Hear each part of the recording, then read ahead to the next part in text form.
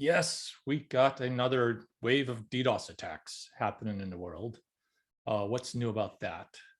But what's new about this one is we're going to be focusing on a series of different attacks that's been ongoing against companies in Aotearoa, which is New Zealand. And through this, we're going to kind of talk some of the principles and some of the things for organizations to look out for in the DDoS preparation, and then review 9 steps to kind of like review your DDoS attack plans, your runbooks, your playbooks, whatever you want to call them.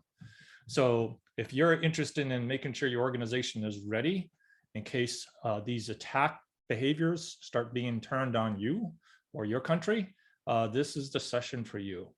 So what we're going to be covering today is, one, just make sure everybody understands the realities of a DDoS risk, why miscreants, DDoS miscreants, are picking on a particular country, do a little bit about behavior profiling, because it's important to actually, we focus on the correct problem, which isn't the packets, it's the people behind the packets.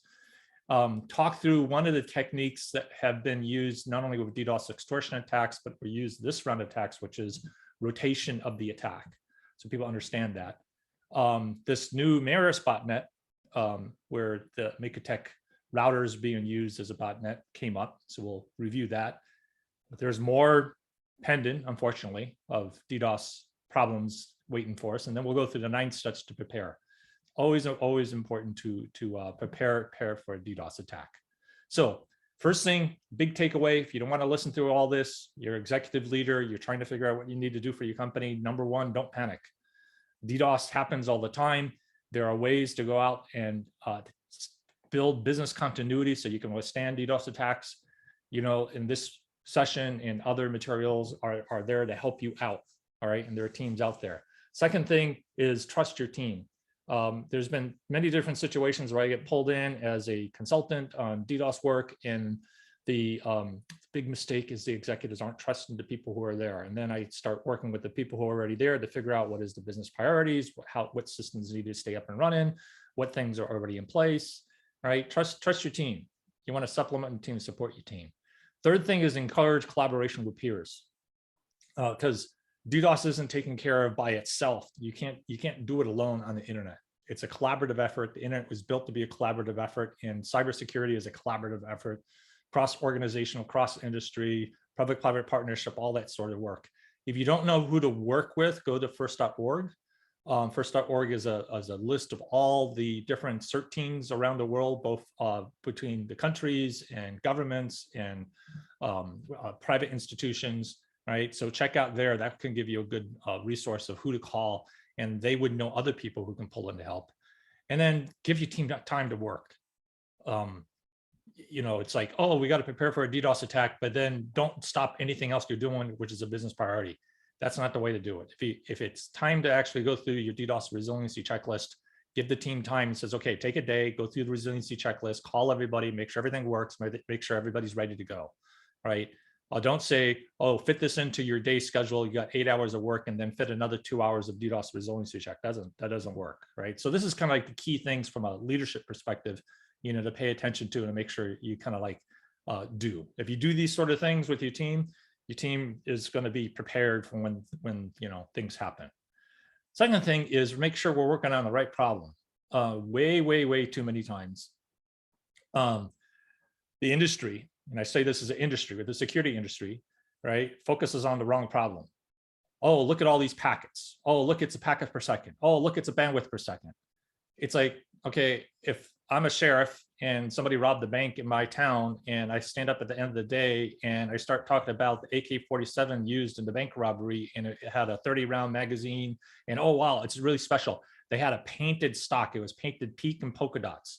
It's really cool because it's special because it's pink and polka dot AK-47. People go like, what? Who are the bank robbers? What happened to them? How much money did they take? What's going on? What's the damage? How are you going to keep the community safe?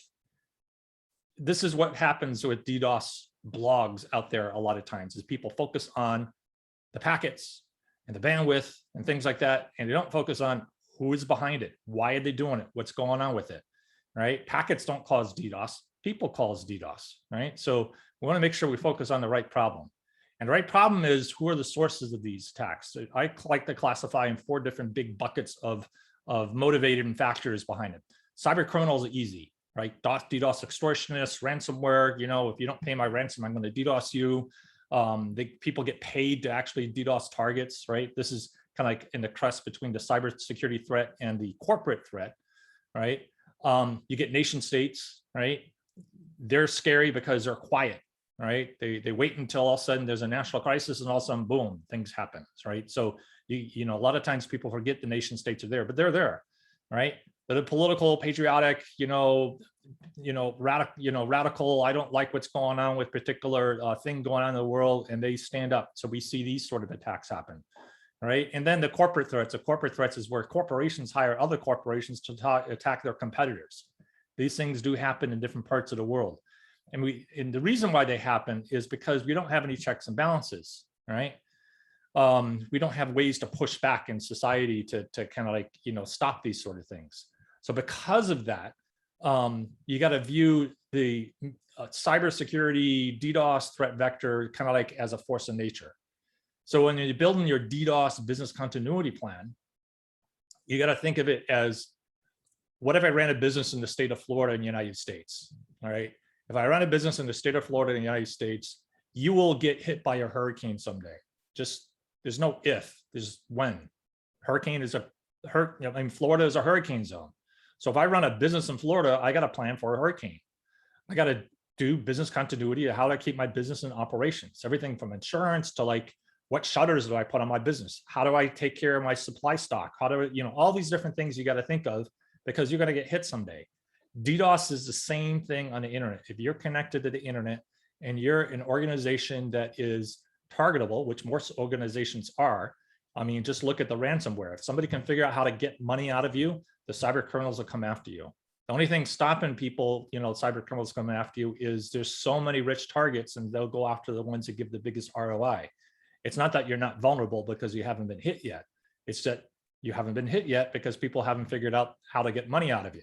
Once they do, ransomware, DDoS extortion, all these sort of things happen. Just a matter of time. So think of it as a force of nature.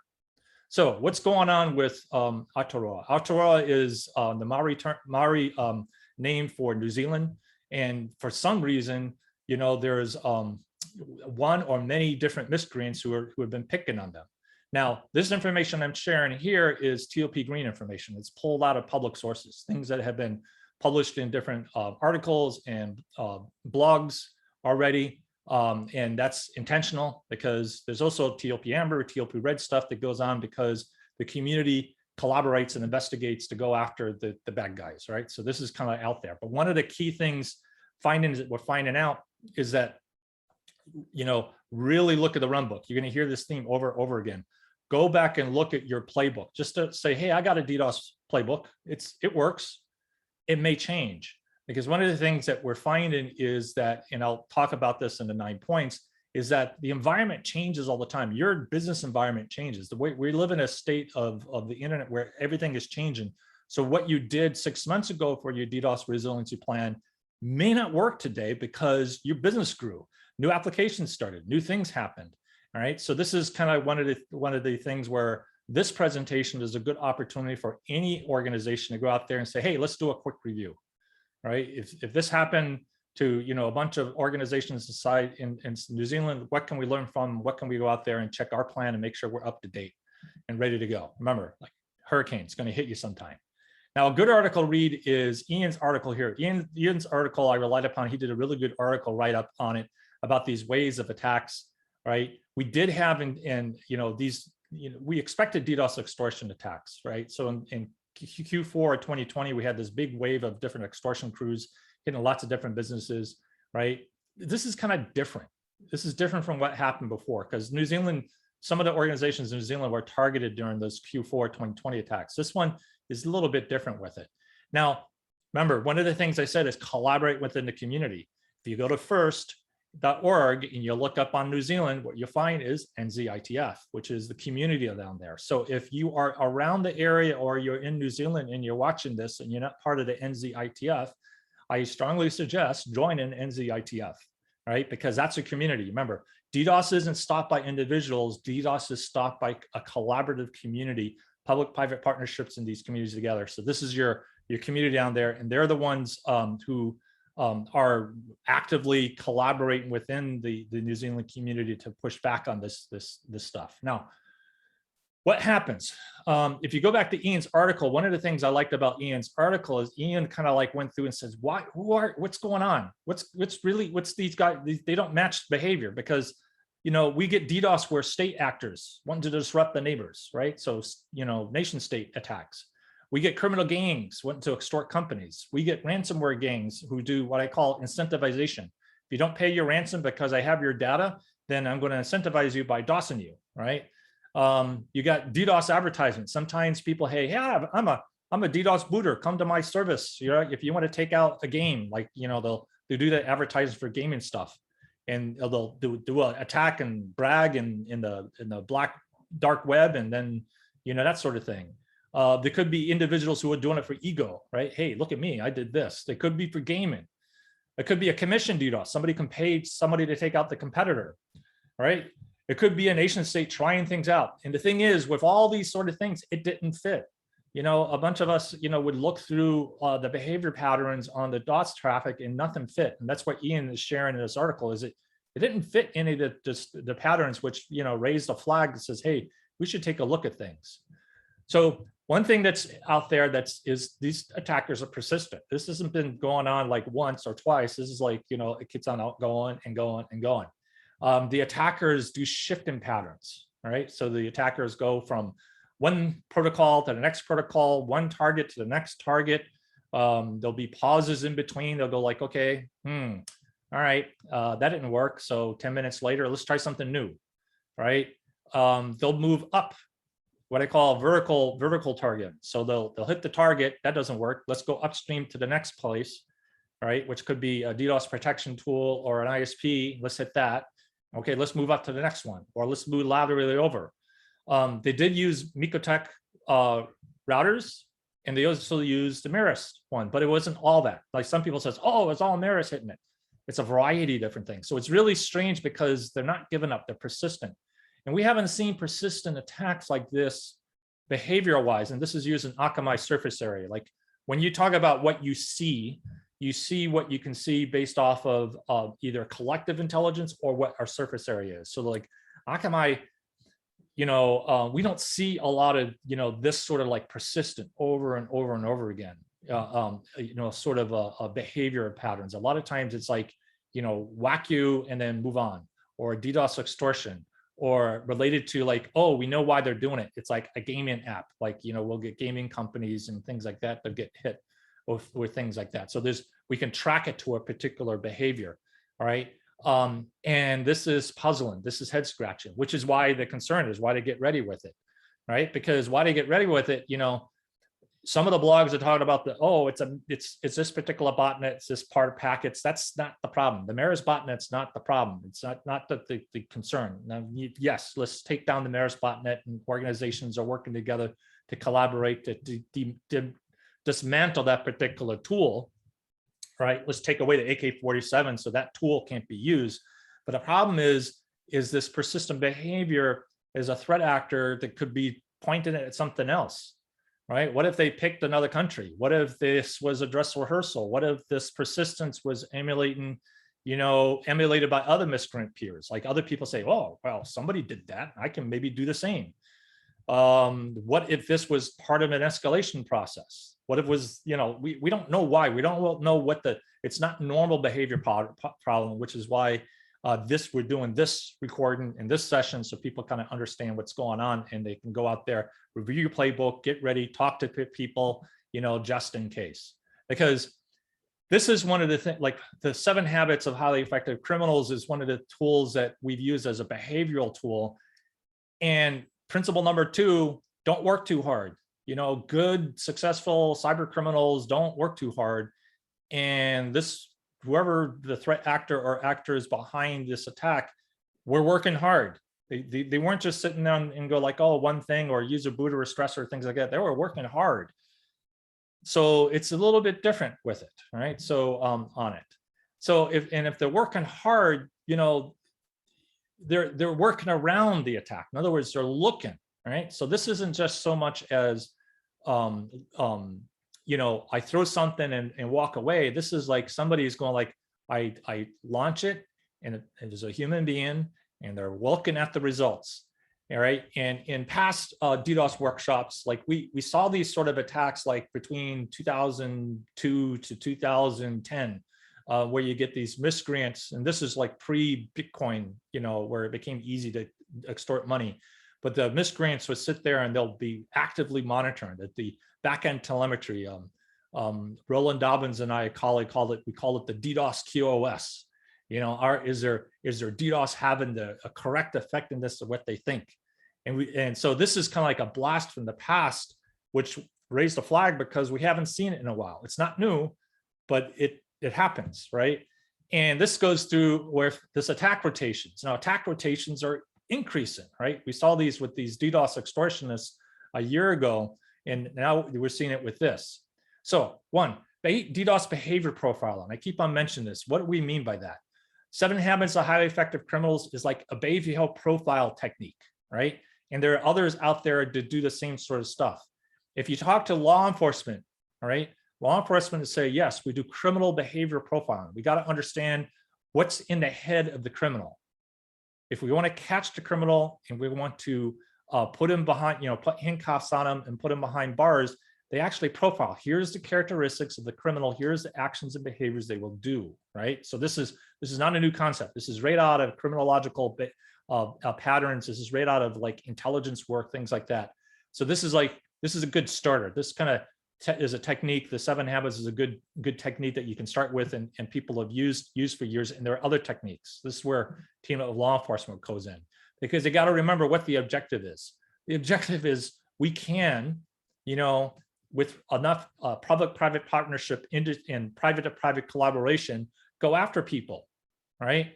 Akamai has been part of a bunch of these operations. We quietly work with the law enforcement organizations to actually track down and provide, you know, investigative tools and things like that to help with the arresting people who are behind these DDoS, because that's the big way of stopping DDoS. Put people behind bars, right? Give them intimidation with it. Because the thing to remember with DDoS, you take like an extortionist, the behavior of an extortionist. Extortionists won't stop unless they feel they're going to be caught and arrested, all right?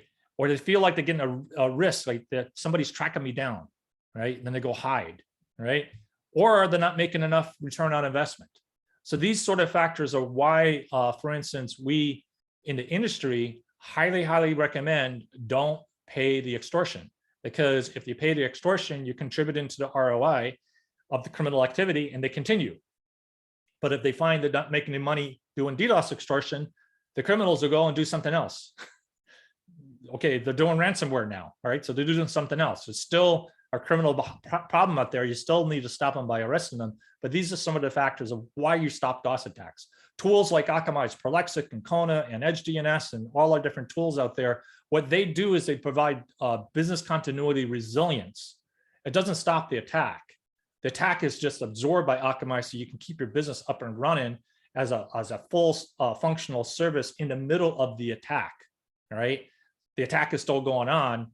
What Akamai and other services equivalent to what Akamai does is make sure your business stays up and running in the middle of the attack, right? It doesn't stop the attack, right? So that's one of the key things to kind of remember with this. Now, what may happen is the return on investment of trying to attack a customer who's sitting behind Akamai is just taking too much time.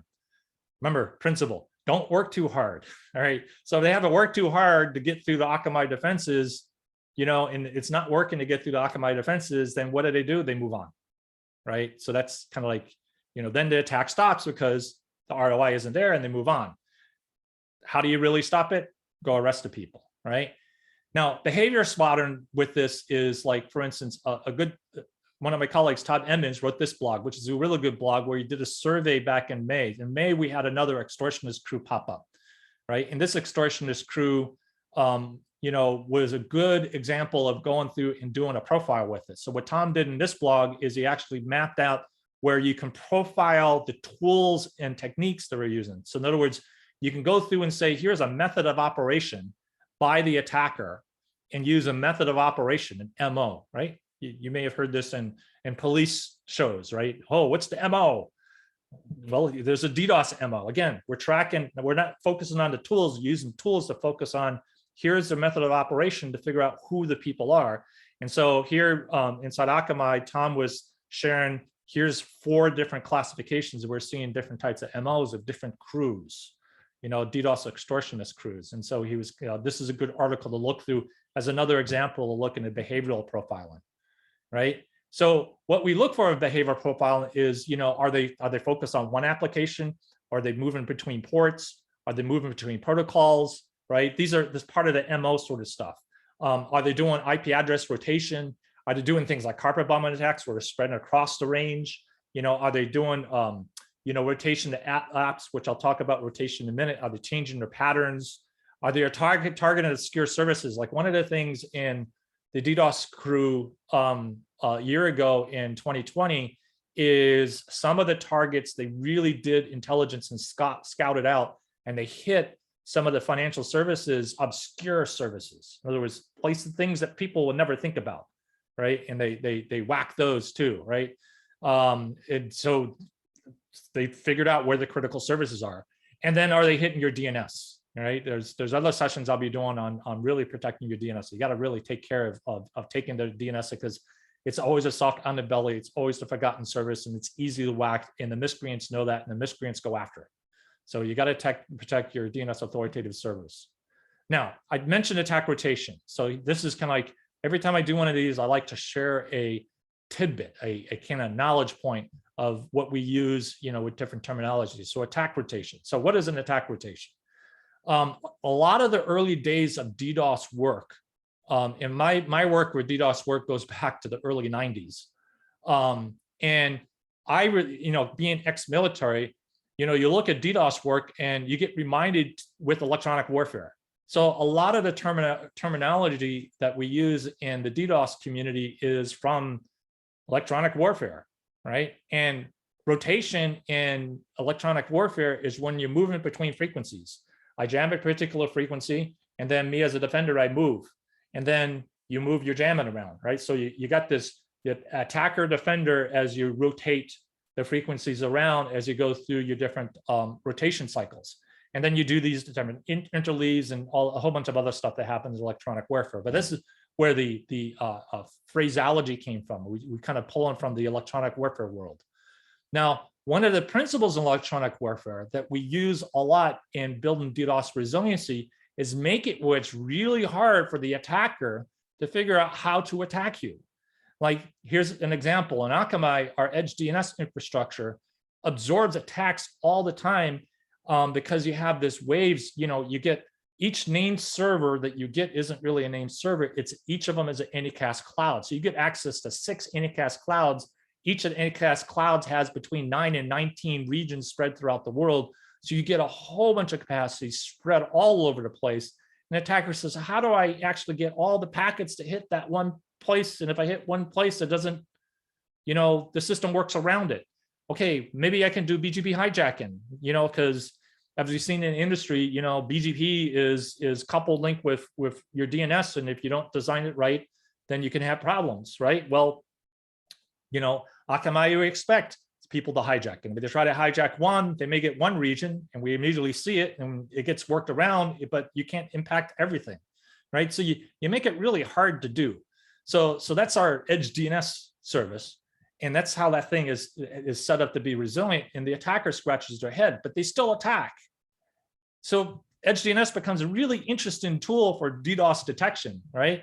So we use that. So let's give an example. Right? You set up alarms on your Edge DNS service on Akamai, and it will alarm you to say, hey, I got spikes. I got high traffic. All of a sudden I spiked up, 10 times what it's supposed to be. And then on either the traffic level or the NX domains is usually where it pops up, all right? And you take this attack that was one of the customers, Akamai customers got hit in May as part of this DDoS extortionist crew. And I do this post-mortem analysis to say, okay, they routed onto Prolexic. Let me go see what happened on Edge DNS, right? So I go check on Edge DNS, and there they were. They they got hit on edge DNS, and they big spike at NX domain. So they threw a lot of junk packets at edge DNS, and the DNS didn't go down. Then I checked the timeline.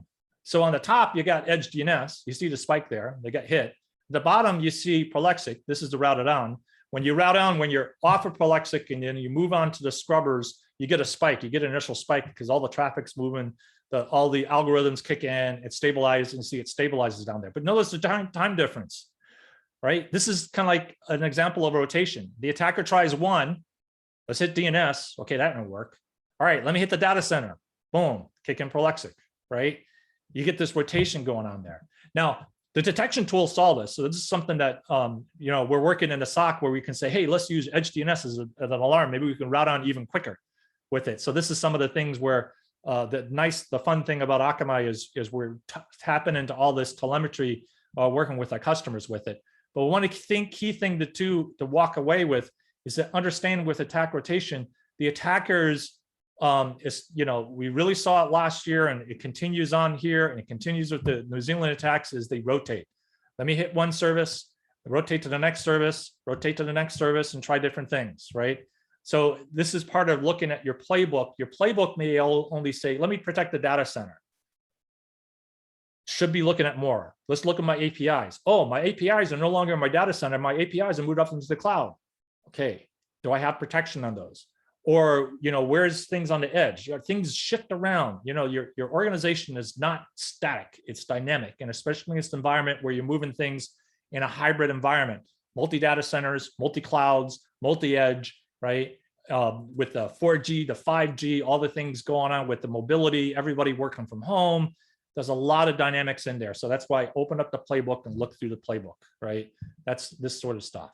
Now, Maris botnet was mentioned with New Zealand. Now, Maris botnet uses Mictronic, pardon if I mess up the pronunciation with it. So it's not a bot per se, it's a configuration. In other words, somebody's gotten into the router. And what's interesting with it is an old book that I wrote years ago, ISP Essentials, which is Cisco oriented, but it had one of the core principles you have to do. You have to make sure your router is locked down so nobody can break into it. And even back in 2000, we ran an experiment where we took a Cisco router and we opened up the box, we put it on the internet. And at that time, it takes about 5 to 10 minutes, and somebody scanned it and broke into it.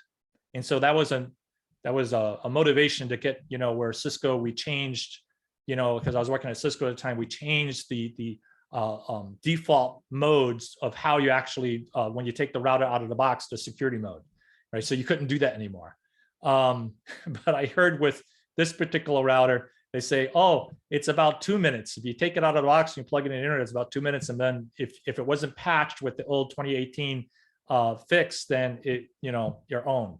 There's a lot of boxes out there that are still not patched because they're cheap, effective, they work well, they generate a lot of packets, because the difference between a router and a router is designed to haul packets, right? So they're great, dangerous packet generators. That's one of the concerns with this tool, right? So you can send a lot of PPS, a lot of packets per second out of these things, right? So that's one of the concerns around it, right? So that's the kind of threat vector in there, right?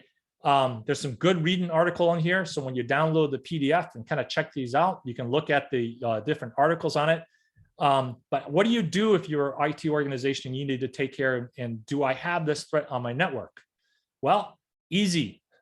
Shadow Server. Shadowserver.org is a public service organization for security. They're behind the scenes involved with all sorts of takedowns and all sorts of work.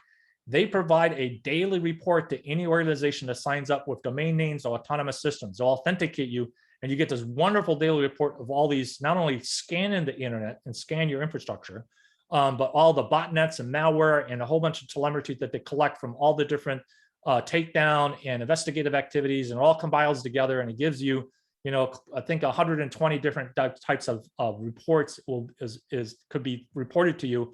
And this is what the bad guys see on your network. In other words, if Shadow Server sees it, the bad guys can see it. So there's been this tool, I've in a past, when I was running a couple of companies in another country, use this as the start of my security practice. They didn't have a security practice, so I grabbed a couple of engineers and says, here's what you're going to do. Every day you're going to take the shadow server daily report, and they go out there and find the problems and fix them. And that was, it's telemetry that cost me nothing. And the team started plugging in holes all over the place, and we found lots of places where APT had broken in and plug it up. And it's a great tool. So this right here will help you spot, routers that could have been broken into on your network, right? So this is kind of like a public service tool out there. Now, all that is heavy, all that is a lot. We haven't even got to the points yet. And guess what? We got more stuff. This is a great presentation. It's out on the internet. This was a bunch of researchers who were commissioned to look at, could sensor middle boxes be used to actually abuse the internet? And they found, yes, it could be. Now, middle boxes are firewalls. Middle boxes are load balancers. Middle boxes are IPSs. There's a whole range of them. So what happened with this one, do read this, do watch the video. It's a great video with it. It was at Usenix, right? So it was presented as one of the top papers with it. They had great graphics, but the way this works is these middle boxes will do things like, for instance, if you're an IT organization today, you may have a middle box that says, I don't want people surfing, just to be blunt, I don't want people surfing porn at work. Reasonable policy to do, right? And so the middle box would be very effective in making sure people inside an organization don't do that. Now, the problem is, and what this researchers figured out is, I can be outside and I can send in, a spoof, right? And send it through the middle box. And the middle box goes, hey, I don't like this. And see, what I'm doing is, if you go back here, is I'm spoofing some other resource. So the bad guy is spoofing the resource I want to hit. And then what happens is the middle box goes to the resource and says, don't do that. Now, the resource goes like, what? I didn't send you anything. And since it's just so much as back, I didn't send you anything. And the middle box says, I just told you not to talk to me. And the box says, I didn't talk to you. And it goes back and forth. And all of a sudden you have this amplification as it goes back and forth. Oh my goodness, right? So this middle box, it's this technique where you get the middle box because it allows outside traffic to come in to do things with a block list. It can be triggered, right? So the concern with this is, let me back up here. The concern with this is, like in Akamai, one of the things we do is we have a CERT team, security intelligence research team, and we'll take things like this and we'll go like, okay, this looks bad. How bad can it be? And we'll do the research on it. And we kind of profile it to say, okay, what do we need to do for our rule set? So we did that, right? So the CERT team went through and did it and found out, yes, it all works. Everything the author says works. Is there a workaround? We couldn't find good workarounds. We talked to some of the vendors listed in the paper, Juniper, Cisco, Palo Alto. Hey, what are you guys doing about it? Oh, we didn't think it's a priority. Uh-oh. And by the way, it's probably even worse because the researchers, being academics, they don't understand a lot of the aspects of the internet. They're young, they're engineers, they're working on their PhDs, right? Now you take people who've been doing this work for quite a number of years, like in Akamai, we go like, oh, okay, so yes, more DOS on the way because this is out there. Now, what can you do about it? If you have any of these vendors out there and they got firewalls on the box, go have a conversation with them and ask them, what are you guys doing about this paper? How do we make sure that our boxes are not used as part of this bot, this potential bot resource, right? So go have those meaningful conversations with your vendors as part of your DDoS preparation, because you can have a tool inside your network that could be used to attack somebody else, right? So that's, make it serious with it. So now let's get into the preparation steps, right? So as we walk through the 9 preparation steps, one of the key things that we found with the New Zealand case is change. We used to say, go through, like Akamai would say this, once or twice a year, call Akamai and let's go through our run book because you're Akamai, Prolexic, Kona, Edge DNS customer, and we'll go through, once or twice a year. What we're finding is that's not enough because organizations are changing so fast. New applications being added, new capacity being added, new bandwidth being added, all this change going around, and it's operating in different swim lanes.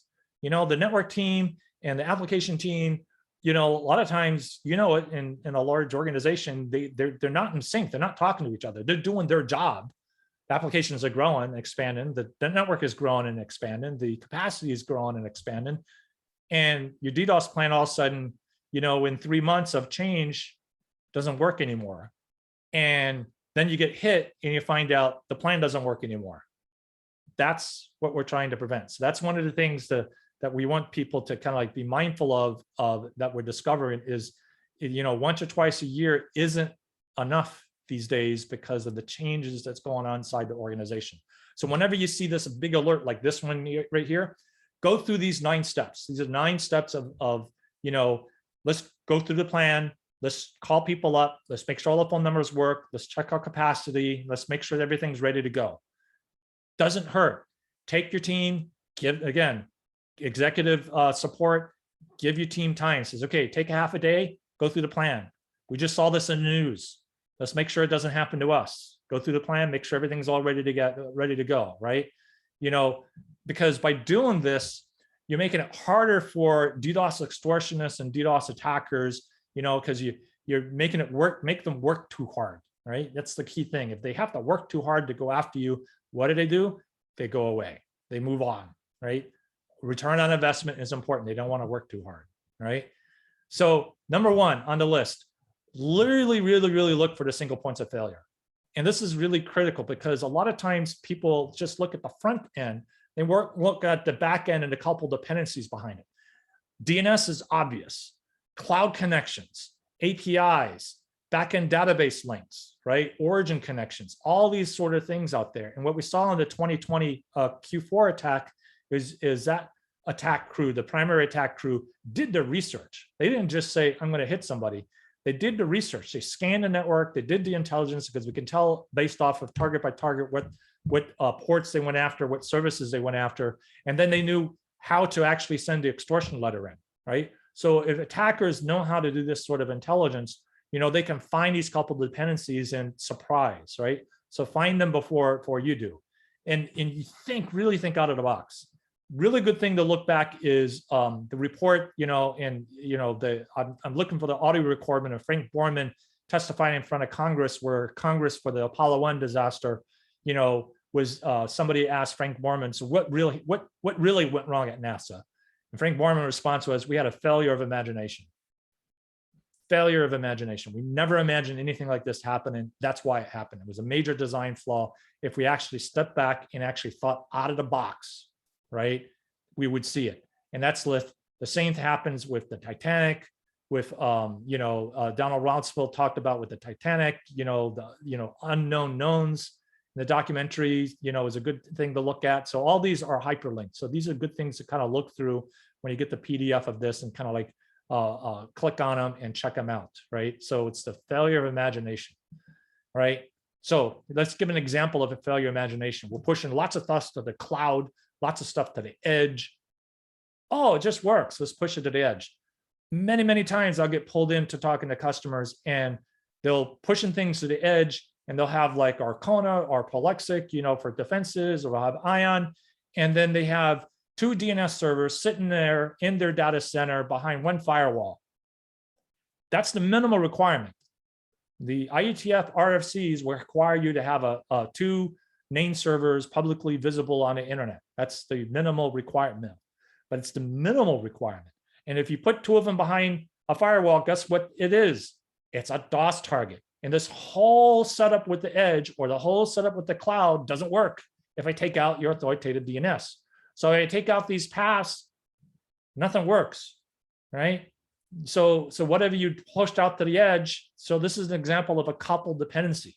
It's a coupled dependency you have to actually find. And there's lots of different coupled dependencies like that attackers who are smart will start digging into your organization, and especially with the ransomware crews out there, they're trying to figure out ways to actually entice money out of you. They want the money out of you, right? So they'll say, do this or else. Do this or else is going to be extortion. Or, hey, I got your data, that's a ransom, right? There's a difference between extortion, which says, I'm going to threaten you and whack you unless you pay me. That's extortion. Ransom is, I got your asset, and if you want it released, I'll pay me the money. That's the difference between the 2 of them, right? So number 2, talk to your ISP, right? Make sure your ISP is ready to go. Because what a lot of people think is, oh, I got Akamai. I don't need to talk to my ISP anymore. Wrong. Your ISP is a couple dependency. If they don't have their act together, then whatever you do in the cloud isn't going to work, right? Now, you may not need all the things they offer, but you got to make sure they're doing things that are like, manners compliant, for instance. They're doing spoofing, they're doing the top 10 lists, the things like that. Now, a good list to go through is you ask them these questions. This is a list that has been taught at NANOG, the different operations groups, the RITES, the apricots, the conferences like that. This is like old stuff from like, starting around 2002, a bunch of us in the community started teaching these to all the different ISPs. Make sure you have our NOC prepared. Make sure you have mitigation communities. You side up with your peers. An ISP who works by themselves and not talking with their peers, that's not a good ISP. ISPs should be able to pick up the phone and quickly call in and have like 6 other ISPs on the same phone call working together to protect each other, right? That if they can't do that, they're not ready. They should have emergency communication channels. What happens when the internet breaks and they can't connect? Do they have out-of-band network systems, right? Do they have point protection every device, like, breaking into routers, and installing scripts to build a botnet? That shouldn't happen, right? Do they have edge protection? Do they have remote trigger black hole and UTARs set up, right? Do they have sinkholes? Do they have source address validation, control plane protection? All these things, ask them questions. Now there's later on in this, there's a pointer to a talk I give on having meaningful conversations with your vendors and ISPs. And you can have these conversations and ask them these questions. And if they give you a weird look saying like, why are you asking all these questions? We don't need to do this. Then maybe you need to look at a different ISP, because this is pretty expected. Good ISPs do these sort of things. I work with a lot of ISPs on a daily basis, and all the really solid, good ISPs do this sort of activity with it. So ask them, and get ready with it, because even though you may have a cloud-based anti-DDoS resiliency architecture, it has to go through your ISP, right? And you don't want that to become, a failure point. Number 3 is don't overestimate your infrastructure. This kind of goes back to changes happening all the time. You may say, hey, I'm okay. I can withstand these attacks. I did my capacity allocations. And then 3 new apps got added by a different department, and nobody realized they have to recalculate everything, right? So don't think that your infrastructure is all ready to go. Every time you go through your run book, work through your calculations, make sure it says, okay, this is how much capacity I need on my cloud and my edge and my data centers and my routers and my bandwidth. And here's the packet per second calculations. And here's my app inventory. So I know what's going on. Here's what's critical to my business and not critical to my business. You have that all set up. So every time, don't overestimate your capacity, because that can whack you in an unexpected moment. Identify and re-identify what is critical to you. Remember the analogy. If I run a business in Florida, I'm going to be hit by a hurricane someday. What is critical to me? Now, what's different from a business in Florida and an online business is the online business, there will be a much more change out there. What's critical to your business, what you need to keep, business continuity up and running may change from quarter to quarter, because your business will shift, right? There's a lot of dynamicism online, right? So make sure you kind of review, and that's a business decision. This is like the geeks doing the playbook goes to their bosses and say, what is critical to the business? Goes to the financial people and goes to the sales people and goes to the billing people and say, what's critical to our business? And you get that list, because you may think as a technical person that, oh, this port is important to me. And then you go to your billing people and say, no, this API is important to me, because if this API doesn't work, we don't get payroll. Okay, yeah, payroll is important. Billing's important, things like that. So that's what I mean by business criticality. You need to go talk to different groups inside your business to make sure everything's going to be working okay with it. And identify how much time you can take down. So one of the things that when you build DDoS resiliency is some people think you have to have the perfect system. It's hard to have the perfect system. So that's why, step 4, figure out what's really critical to the business. Because remember, when you put up your DOS shield, your DOS resiliency, you're not stopping the DOS, right? The person behind the DOS isn't going to stop until they get handcuffed. They think they're going to get threatened to get handcuffed, or they can't, it doesn't do them any, it's ROI is too long, taking too long to get the job done, right? The attack will continue. So how long can you be down, and how long can I withstand the attack, right? And these are sort of things to think through of, what sort of solution I want to do. And you may not need everything protected. You may say, these 6 things are things I need to keep up and running. These other 10 things, okay, I can survive just having a few people access them. I don't need the entire internet to access, right? So this is kind of like, what's the acceptable time to mitigation and what's important to you, right? An acceptable time to mitigation is, if I get hit, how fast do I need to throw up my defenses? Do I need it to work automatically, or can I wait 10 minutes? Some people will say 10 minutes of downtime cost us $50 million. Okay, 10 minutes won't work. All right, what about 5 minutes? No, what about 2 minutes, right? So these are the sort of things that kind of talk through what's the acceptable time frame with it. Notice this isn't technical. This is kind of like business wise, right? So some of the stuff that you put with your own book is all about the business practice around it.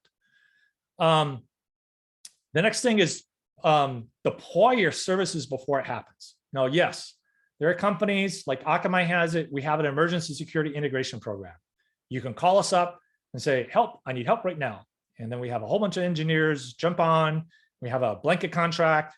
We set you up. We fix you up. We've done lots and lots of like dive and catch, get companies back online. That's not the way to go. I mean, yes, can be done. You can wait till the last minute, get attacked, call Akamai. We do that. But that's not my recommendation.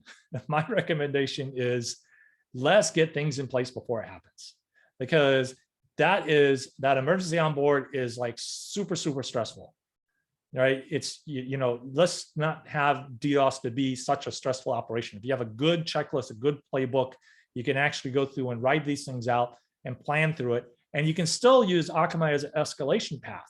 In other words, you can set up all your defenses and say, here's what I got. And I know I can give Akamai a call and have a standby agreement with them, and then move to that service if needed and have that as part of your playbook, right? So that's a cost saving sort of stuff. But see, that's, again, proactive. Do it proactive, sit down. And this is where you can call at the end of this. There's a link you can go to and call in the consultants and actually ask about it, right? Next thing is develop your playbook. A lot of organizations, they don't have a playbook. And there's some good links out there, but one of the tools as you do your playbook is pull up and watch videos. There's some good videos on this called the Checklist Manifesto.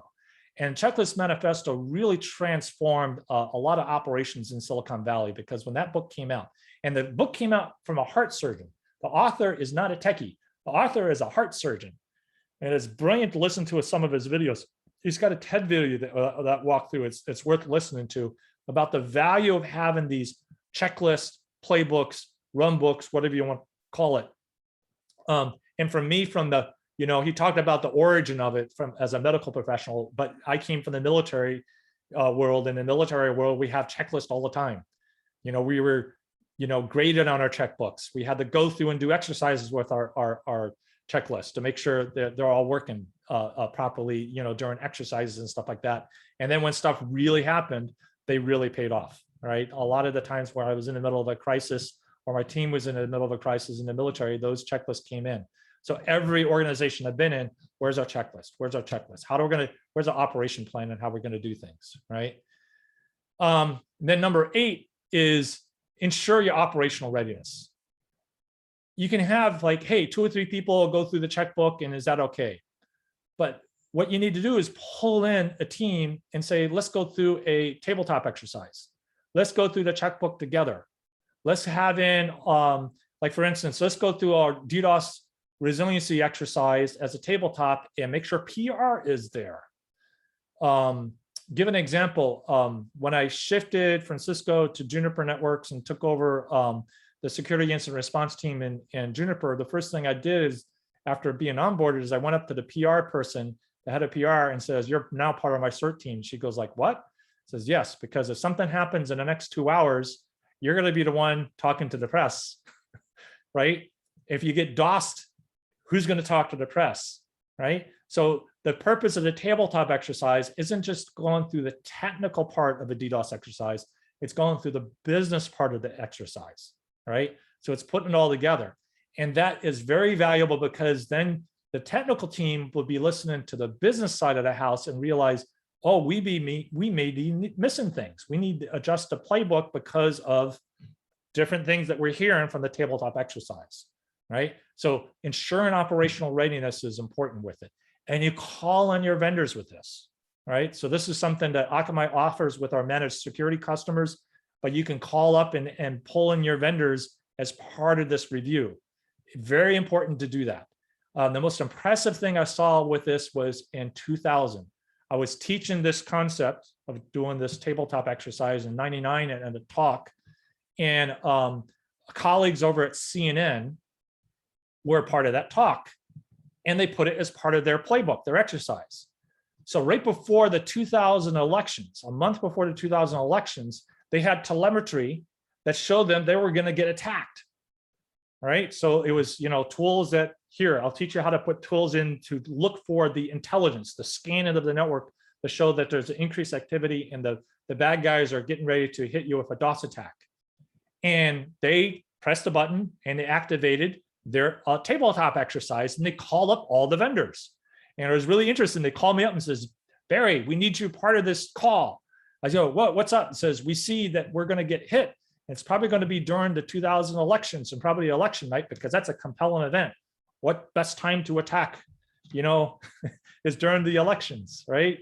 And I go like, this is really cool, right? And there was a whole bunch of vendors, all their vendors are there, and they did this planning meeting, they did a tabletop exercise, and guess what? They were attacked during the 2000 elections. And they were surge load because in the 2000, if you remember, that was Gore versus Bush, and people were wondering who's the president. So they were whacked with everybody going, trying to figure out who's the president and a DOS attack simultaneously, and the team was all ready to go. That's what we mean about operational readiness. That's a good example of operational readiness that in action that works. It works to do that sort of preparation. And it's not hard to do. It just takes a leadership and willingness to put it together. The last one, this is critical. Collaborate to go after the bad guys. This link down here is worth reading through. What the link goes to is a post-mortem from the DD4BC industry working group. There was an industry working group that was going after extortionists called DD4BC. They were arrested, right? And then after the arrest, the DOS attacks stopped because DD4BC, the threat actors behind it, were arrested. Now, how did that arrest happen? So what the community did, all the individuals on the working group, is we said, why don't we put together the best practices we think organizations should do to prepare for DOS attacks? And that's what this report is. This is a good read. It goes through it. It's industry collaboration. You can see the names at the bottom of the list of people who were publicly okay to share that they actually contributed. Everybody on the working group contributed to this effort. And this is a good read through to understand how it is. And it's going to be a future blog post and a future video that I'm going to do. I'm going to do a video breakdown because as I was doing this update, I realized that we should go back to that one because nothing has really changed with it about how you set up the report and telemetry and what you can do with it. So this is going to be stay tuned for a future video with it. So now preparing for the attacks, we got our 9 points. What else to do out there? In Akamai, we have our materials too. We got, what is a DOS attack? If you're trying to explain to your boss, we got a very easy executive level sort of walk through. Here's a DOS attack from A to Z, right? So that way you can explain to them certain concepts with it. You can cut and paste and use in your materials too. If you're trying to explain to your management, this is important to us. We got the 9 myths about DDoS defense. There's a white paper there. There's an ebook. And then most importantly here, review these documents, review these materials, review this video session, and then ping, click on this, pull in Akamai, talk to an expert, talk to the experts. But talk to the experts after you've done your homework. Go through and read all this stuff first, read the guidelines, then pull in the expert, then you can have meaningful conversations, right? And you can get right to the crux of what you probably think you need to do. And you talk to the people who have the experience of doing it. And that's the idea of the experts. If you have somebody who's working on DDoS resiliency plans day in, day out, right? And you've done your homework, you get much more meaningful conversation when you have those conversations with it. So that's kind of end there. And there's more out there, right? There's a whole bunch of materials collected with the DDoS attack preparation workbook, right? There's the UK materials, there's Australian materials, right? These are really good materials that are very readable with it. Some people would say, how come I don't have the US NIST materials? A lot of times US NIST, because it's very bureaucratic, I have a hard time reading them. The same sort of recommendations are in the UK and Australian ones, and they're more readable to me. So that's just a personal preference why I put the UK and Australian ones up there, right? So you can click on these and read through these guides. These are really good, excellent guides. But if you first two ones out there, if you expect a DOS attack right now, these 9 points to prepare. And then in addition to that, there's the other technical things you would do, which is in step 1, the 10 steps to prepare for the pain. Like if you know you're going to get hit, you're going to get extorted. Here's the 10 things you do right now. And then the 7 sort of critical security conversations with your vendors. So this is kind of like executive level. If you want to sit down and talk to your ISP, this is kind of like a playbook of the conversation. Have conversation 1 with them, conversation 2, conversation 3. So you have, because you don't do DDoS by yourself. You do DDoS in partnership with your peers, partnership with your security community that you invest into, partnership with your vendors, partnership with your ISPs, right? So it's all works together. You don't do DDoS by yourself, right? And if you have questions, this is my contact information. You can reach me on email. You can reach me on WhatsApp or Signal. And hopefully with this presentation, we'll have the PDF to the slides. So you can pull down the slides. If you don't see the slides up there, just give me a ring or give me an email and I'll send over the PDFs with it. And thank you for your time.